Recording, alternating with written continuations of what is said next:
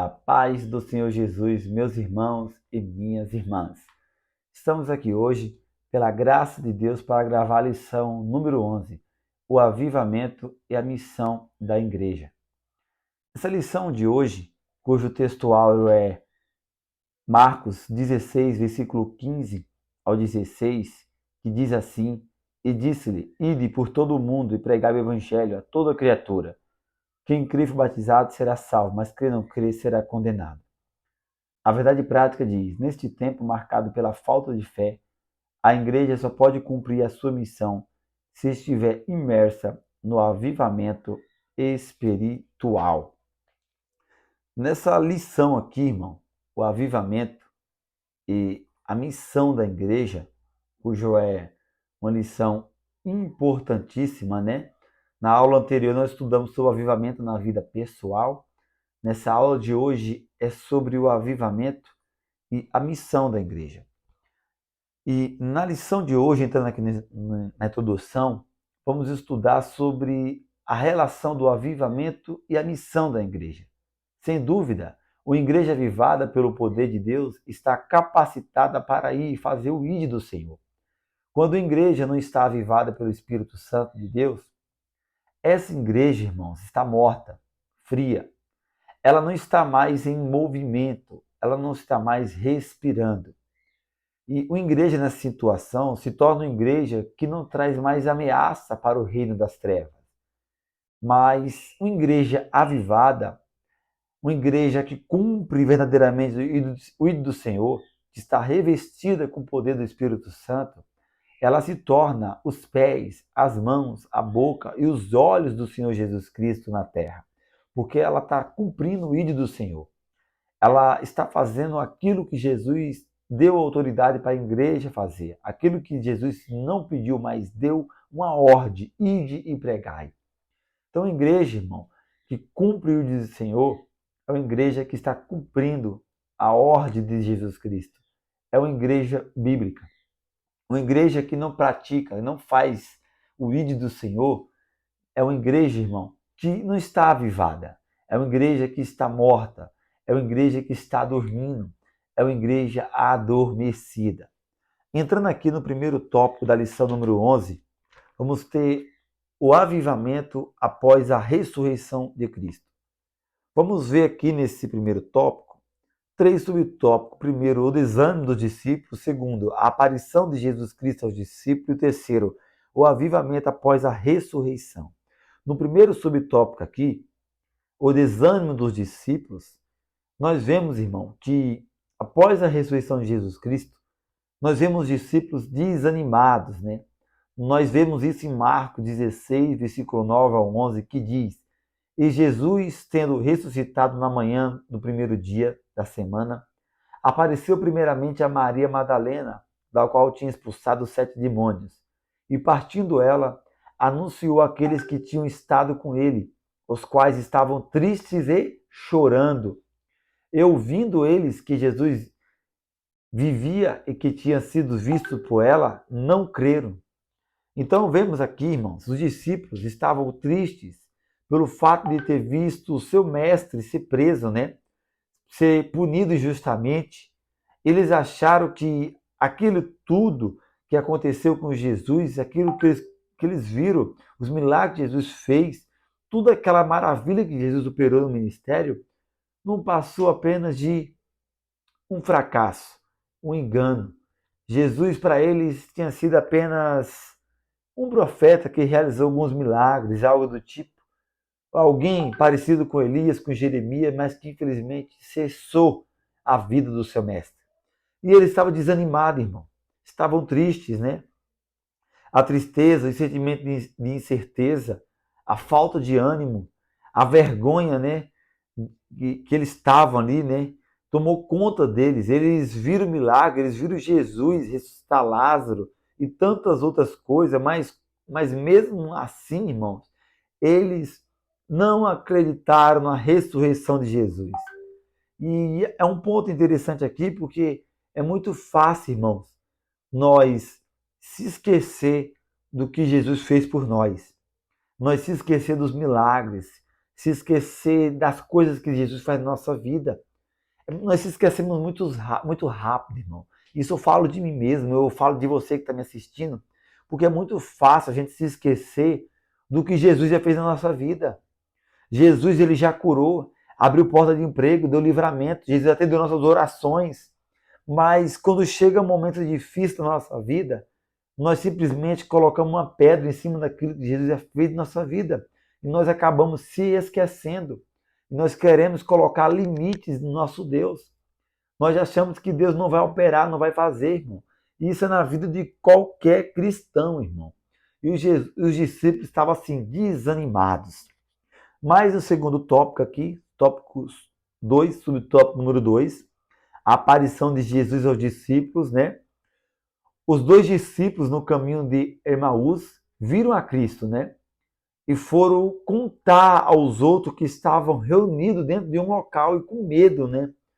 Tem até um louvor muito bonito, irmão, com base nessa passagem bíblica dos discípulos de Emaús, né? Que estavam no caminho, Jesus aparece a eles, eles não reconhecem a Jesus, mas ao partir do pão, eles reconhecem Jesus e ele diz, né? Por isso que quando ele falava, nosso coração queimava, ardia. E um louvor muito bonito que tem com base aqui nessa passagem aqui, dos discípulos no caminho de Emaús, é o louvor que ele dormiu lá em casa, Jesus. É muito lindo esse louvor.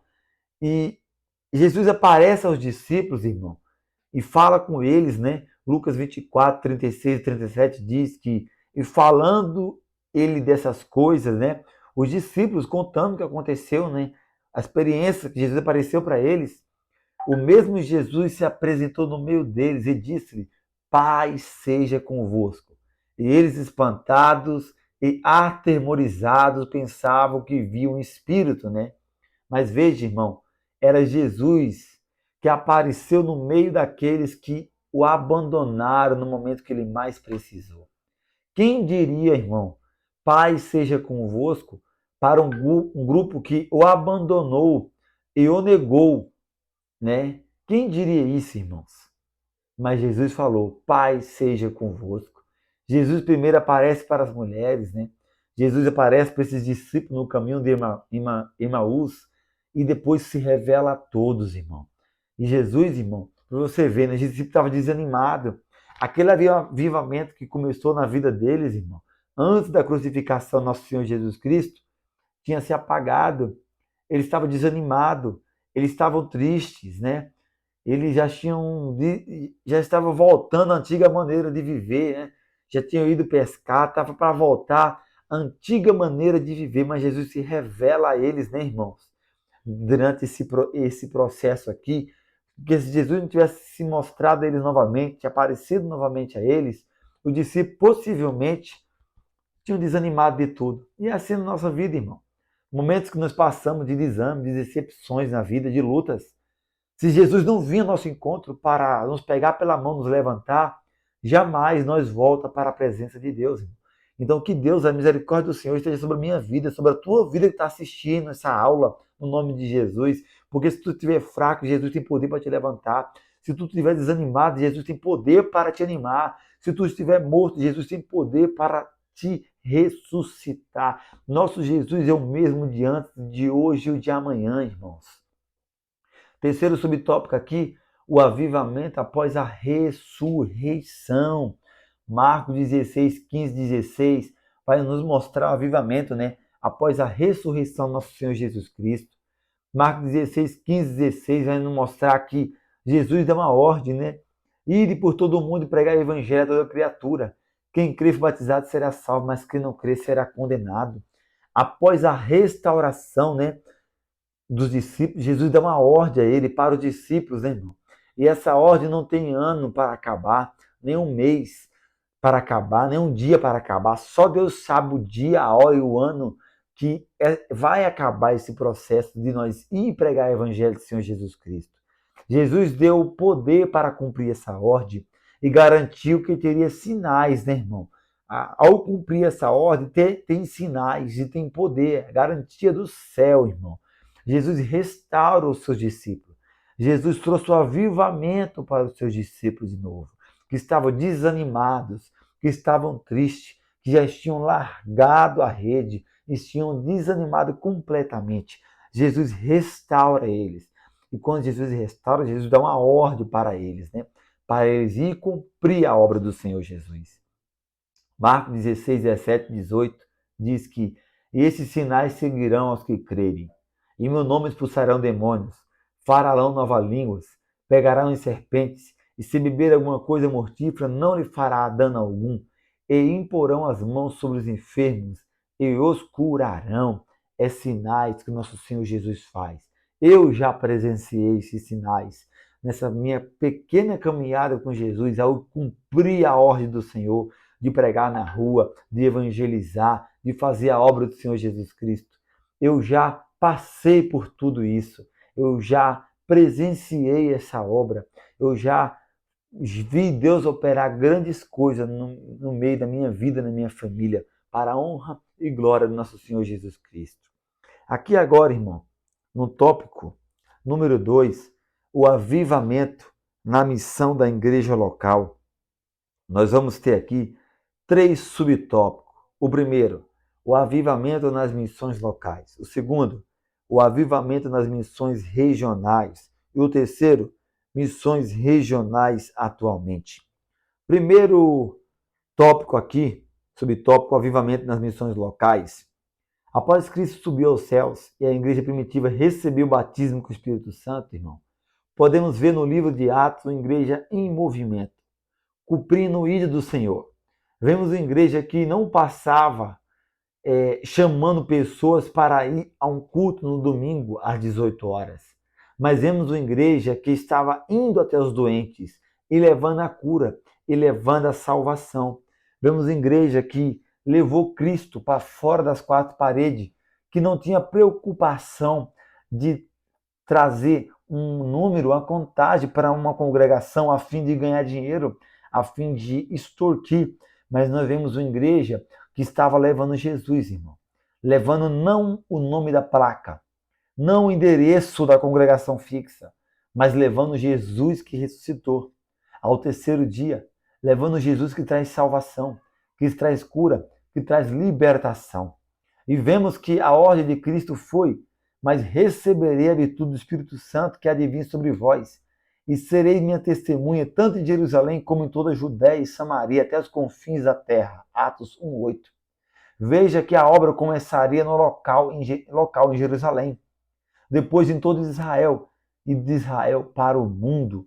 A igreja foi formada, irmão, para ir atrás dos perdidos, e não para ficar presa dentro de um templo.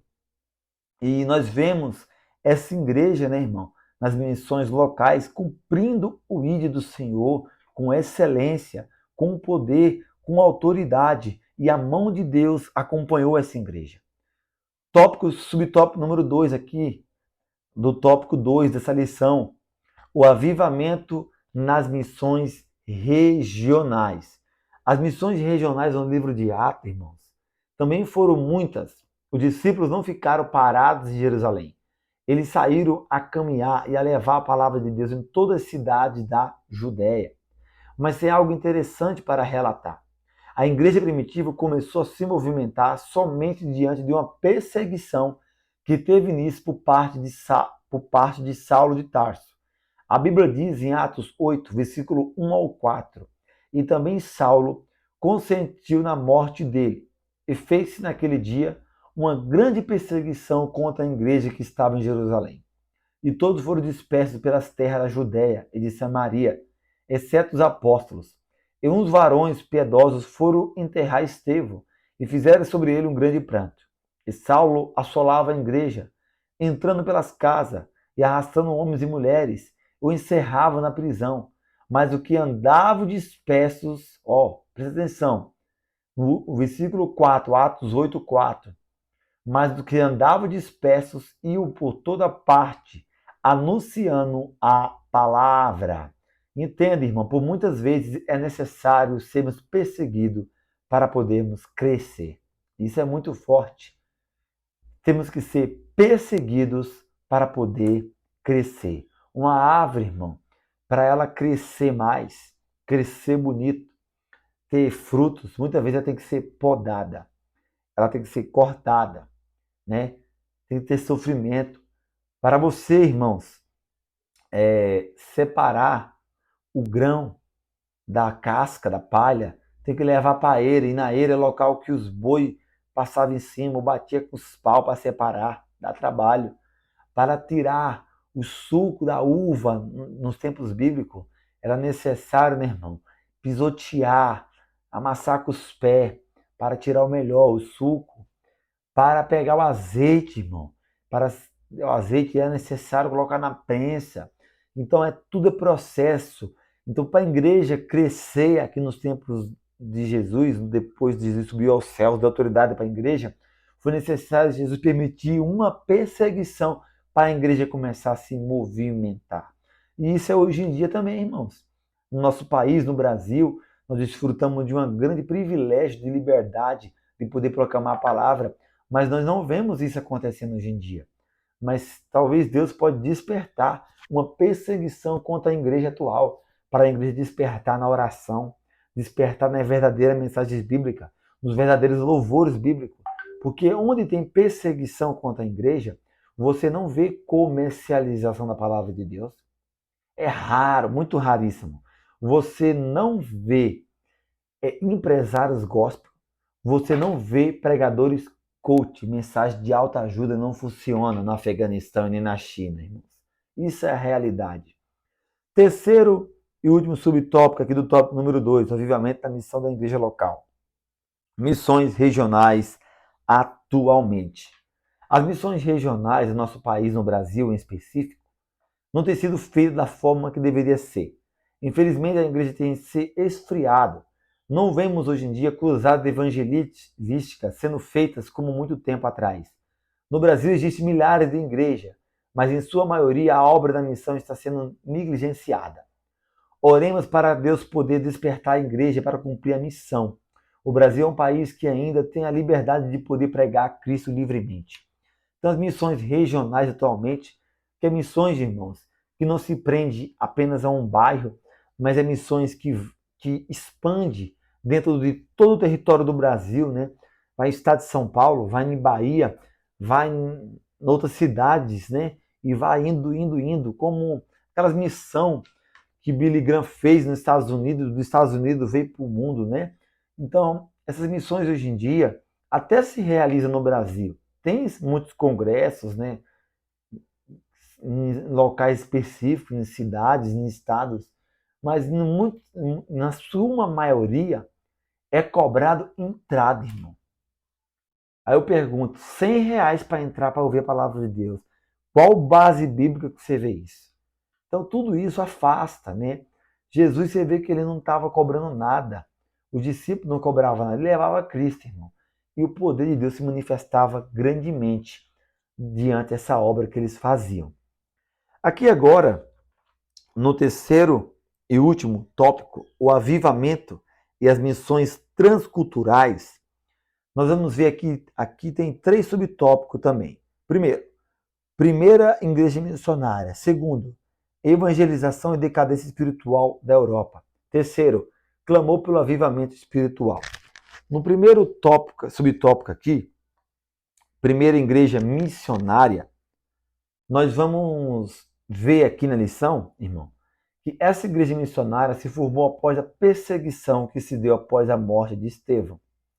E para nós achar a primeira igreja missionária está em Atos, capítulo 11, versículo 19 e 25, que diz assim: E os que foram dispersos pela perseguição que sucedeu por causa de Estevão, caminharam até a Fenícia, Chipre e Antioquia, não anunciando a ninguém a palavra, senão somente aos judeus. E havia entre eles alguns homens de Chíprios e sirinenses, os quais, entrando em Antioquia, falaram aos gregos, anunciando o Senhor Jesus Cristo. E a mão do Senhor era com eles, e grande número creu e se converteu ao Senhor.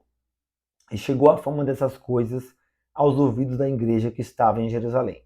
E enviaram Barnabé a Antioquia, o qual, quando chegou e viu a graça de Deus, se alegrou e exortou a todos a que permanecessem no Senhor com propósito de coração, porque eram homens de bem e cheios de Espírito Santo e de fé. E muita gente se uniu ao Senhor e partiu Barnabé para Tarso, a buscar Saulo, e achando o conduziu para Antioquia. Essa igreja, irmão, né, que foi aqui, o primeiro local foi em Antioquia, essa igreja virou um celeiro de cristão. Essa igreja deu suporte a irmãos que sofreram por causa de fome que chegou em todo o mundo na época. Está relatado em Atos 11, 28 e 30, que diz: E levantando-se um deles, por nome Agabo, dava a entender pelo Espírito que haveria uma grande fome em todo o mundo. E isso aconteceu no tempo de Cláudio César. E os discípulos determinaram mandar a cada um conforme o que pudesse, socorrer aos irmãos que habitavam na Judéia. O que eles com efeito fizeram, enviando-os a anciãos por mão de Barnabé e de Saulo. A igreja de Antioquia também foi uma igreja que enviou missionários, irmão. Atos 13, versículo 1 ao 3 diz: E na igreja que estava em Antioquia, havia alguns profetas, doutores, a saber, Barnabé e Simeão, chamado Níger, e Lúcio, Cirineu e Manaém, que foi criado com Herodes o tetrarca, e Saulo.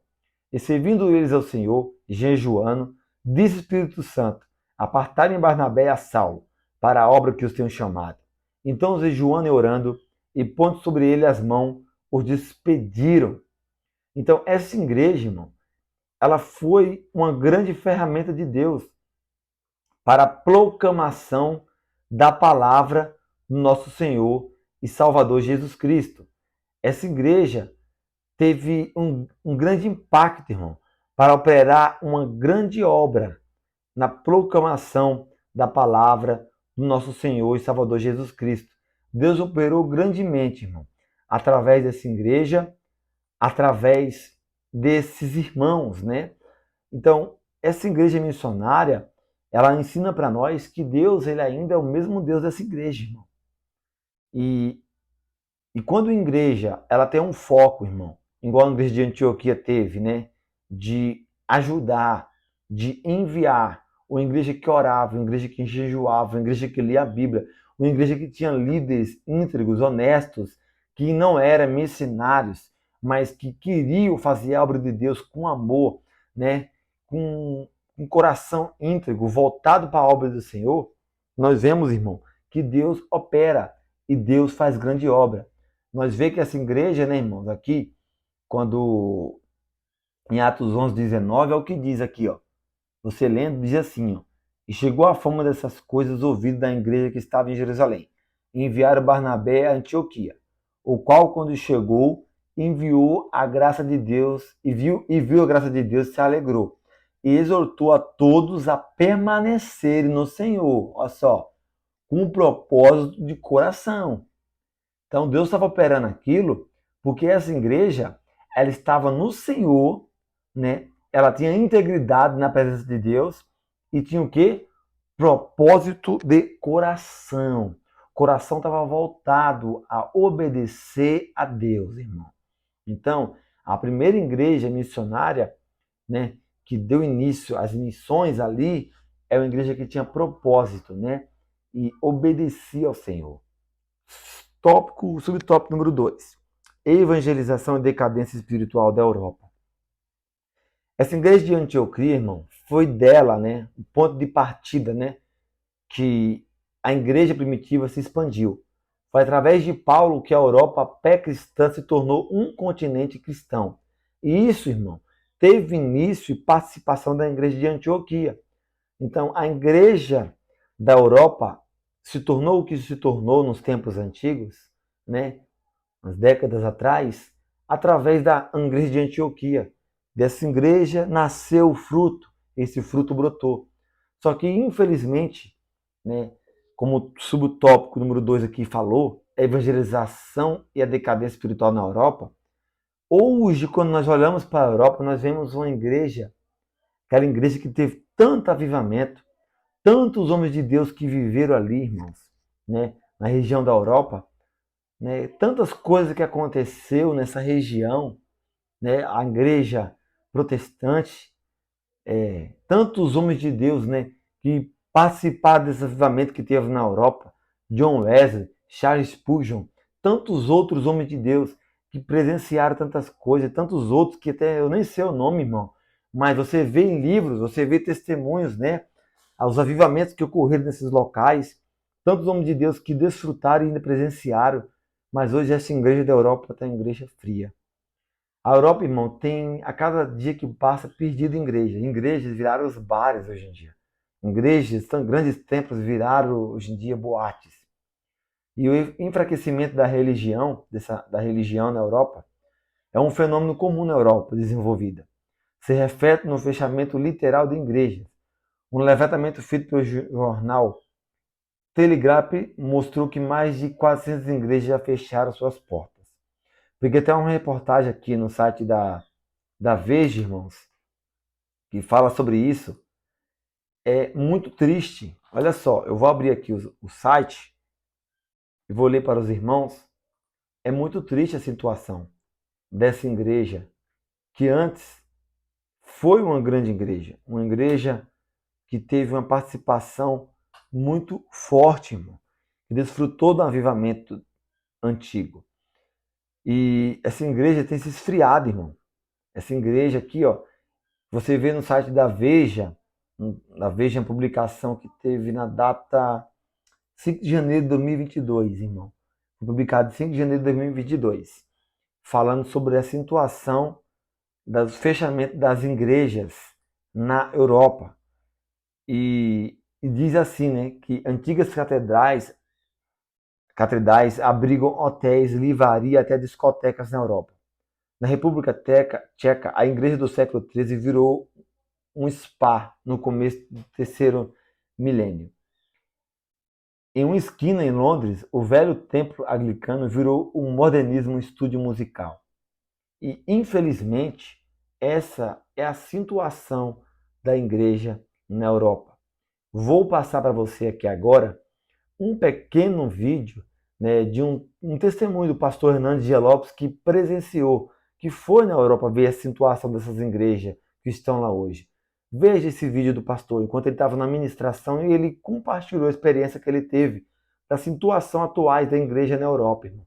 E serve de alerta para mim e para você. Logo após o vídeo, já estarei entrando no terceiro e último subtópico, o clamor pelo avivamento espiritual.